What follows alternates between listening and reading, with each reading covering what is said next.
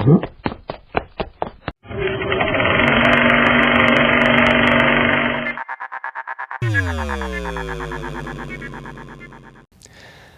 to Airborne on staugustine.com, bringing interesting people from your world so you can stay dialed into your community and the folks who make it tick. We're in blue jeans today on Airborne. I have a special guest, Cash McVeigh. Cash, welcome. Cash is involved and the director of CitySprout. Well, you know, why am I explaining it? Welcome, Cash. Why don't you explain CitySprout to our viewers? Well, thanks very much for having us on. CitySprout's basically a nonprofit organization that we started, community organization, and our goal is to build a network of community gardens throughout the city of St. Augustine. Go ahead. And link them together so we can all share, resources and expertise. Wow. Whose wonderful idea was this? What was its origin? Tell us. Well, community garden is certainly nothing new, and there's been a lot of important people in our community that have tried and actually started some, like at the COA. Right. That's a flower garden. But it's a trend that's sweeping the nation right now, and basically we came up with the idea. My wife and I were sitting around last year getting inspired by all the positive energy that was in the air, and we said, hey, what can we do for the community?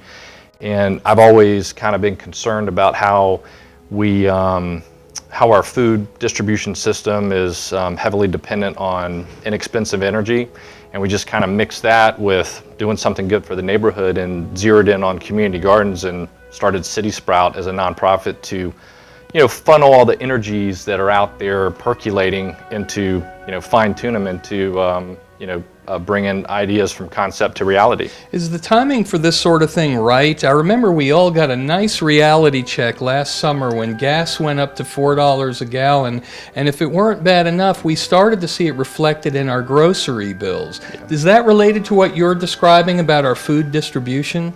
Yeah, I mean, fortunately energy prices have come down, but, I think, as our economy gets out of the malaise we're in, right. Once we bounce back, and especially if India and China continue to emulate our consumption-based society, energy prices are going to go up.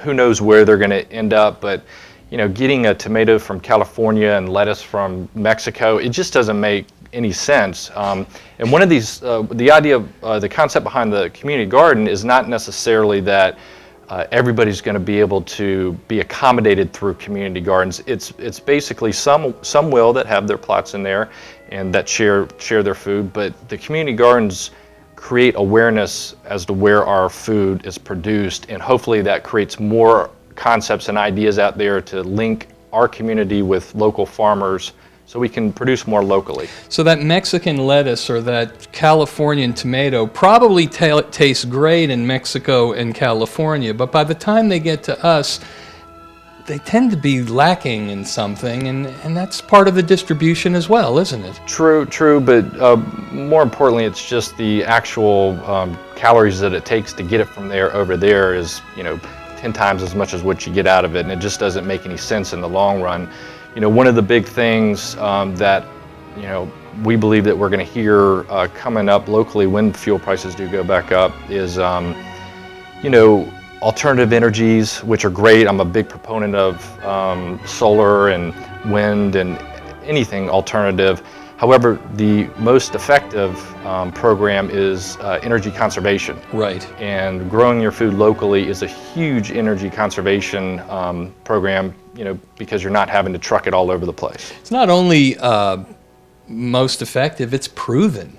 True. It's something that has a track record. Conservation efforts have been proven yeah. and benefit us all. So these are some of the things that make community gardens important. What are some less tangible things? Well, I think just one of the main reasons why we wanted to do this for the neighborhood of Lincolnville and other neighborhoods around St. Augustine is it brings neighbors together, creates a opportunity for social interaction, mm-hmm. and it's really needed. I think in these neighborhoods, especially right now while we're going through this malaise, it's good to get together, not worry so much about TV and everything that's going on, and just as neighbors communicate with one another. And the gardens, I'm not an expert gardener. I'm learning. But what I can say about gardening is I think there's something ingrained in everybody that attracts you to gardening, because this is my second season doing it in my own little backyard garden, Right. and I absolutely love it. It's the greatest thing to go out there and plant and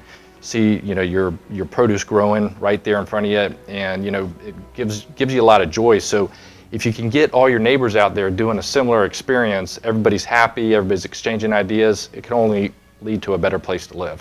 Now, I also understand with gardening that it seems that it spreads. Is that correct? Like, in other words, one neighbor begins it, and before you know it, the neighborhood, individually, but also in a community sense as well. That's what we're hoping. Yeah? We're hoping it spreads like wildflower, and we have gardens all over the place. I mean, that's the vision. Yeah. Now, there are some projects you're working on right now, aren't there? Tell us about it. Well, we're working on the Lincolnville Community Garden, and it's at the end of Riberia Street, Right. in Eddie Vickers Park. We're set to present in front of the City Commission on April 27th, where we hope to secure approval to move forward. Once we get that approval, we'll have an agreement in place that allows us to use a portion for gardening, for a community garden. Now that, we're going to do it in phases, but essentially what it's going to have is a edible grove, Right.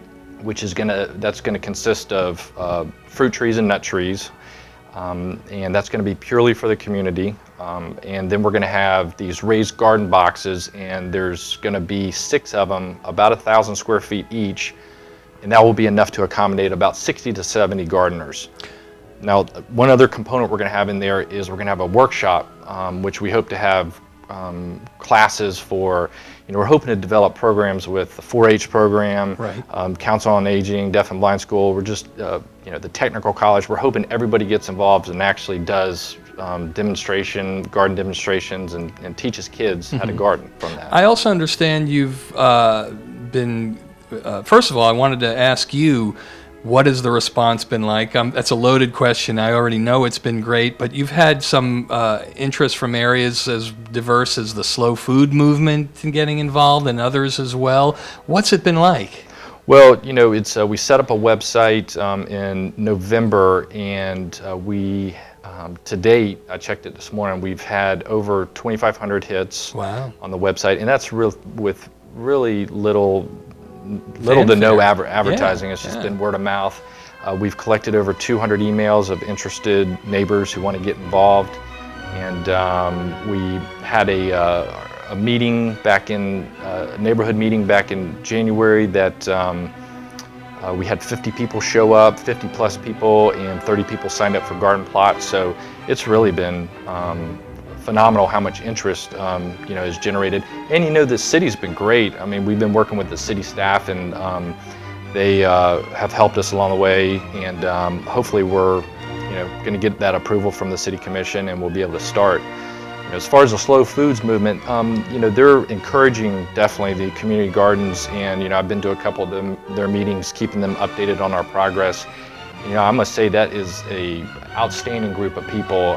It's a lot of important people go there, and what they're trying to do is they're trying to link local farmers with the cities through these CSAs and broaden awareness that's important to grow food locally. So anybody who's into energy conservation and environmentalists, this is an excellent way to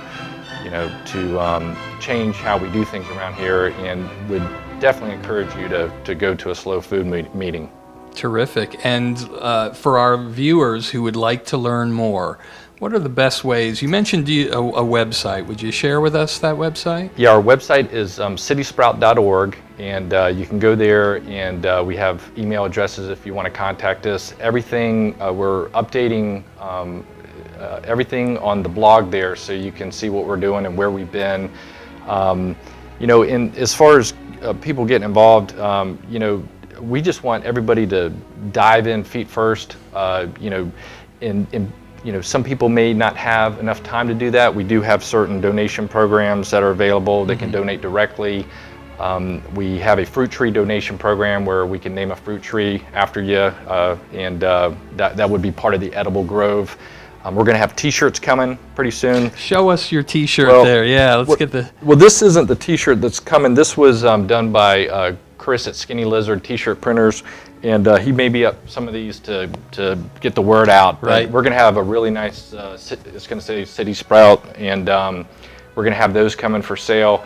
And then we're going to be part of Love Your Mother fashion show that's coming up, which is going to be a benefit to benefit local environmental charities, and we got a couple other things we're working on. But yeah, just hit the website and you know, determine which way you want to help out.